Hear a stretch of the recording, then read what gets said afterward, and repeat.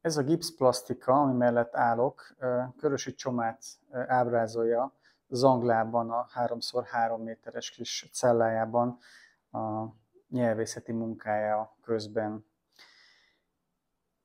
Csoma Szobája Alapítványtól keresett meg minket Irimiás Balázs, hogy ezt a mesterdarabot kellene lekicsinyítenünk 60x60 cm-es méretben úgy, hogy az új mesterdarab is így esztétikailag egy értéket képviselő végeredményt mutasson.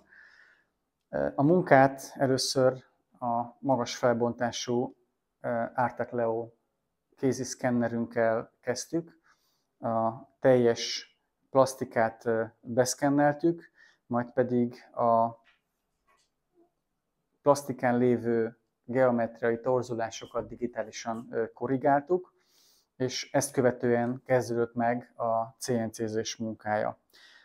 A CNC az egy nagyon érdekes ipari technológia, amit utóbb egyre többször használunk mi is 3D-s formák gyártása során, és itt is ez volt az adekvát megoldás a 3D nyomtatáshoz képest, mert hogy színfát még nem tudunk 3D nyomtatni. Az alapanyagot először tömbösítettük, majd pedig a kellő méret előállítását követően a CNC-ben nagyolási, majd pedig több réteg vagy több körös felületsimítási munka következett, és így kaptuk meg az itt látható végeredményt.